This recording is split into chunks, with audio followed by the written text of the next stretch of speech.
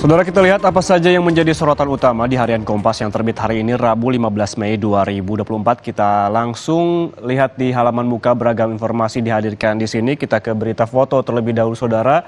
Ini dalam foto yang diangkat oleh harian Kompas ada bendungan Ameroro. Ini di Konawe, Sulawesi Tenggara, di mana bendungan senilai 1,57 triliun rupiah ini baru diresmikan oleh Presiden Joko Widodo dan diharapkan dapat mengurangi banjir dan bisa dimanfaatkan untuk masyarakat. Kemudian di bagian kanan ada judul besar yang juga dihadirkan oleh harian Kompas hari ini, yaitu pelanggaran serius dalam proses revisi Undang-Undang MK seperti yang telah diberitakan sebelumnya, di mana DPR dan pemerintah diminta untuk menghentikan pembahasan revisi Undang-Undang MK. Ada setidaknya 3 pelanggaran serius yang ditemukan dalam proses revisi.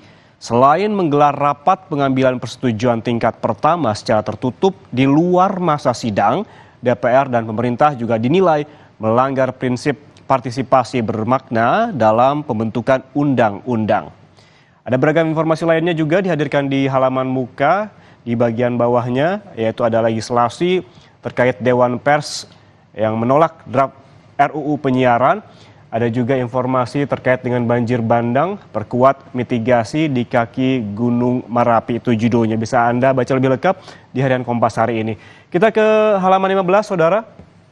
Ada informasi yang berjudul mobil masuk jurang di jalur Bromo Semeru.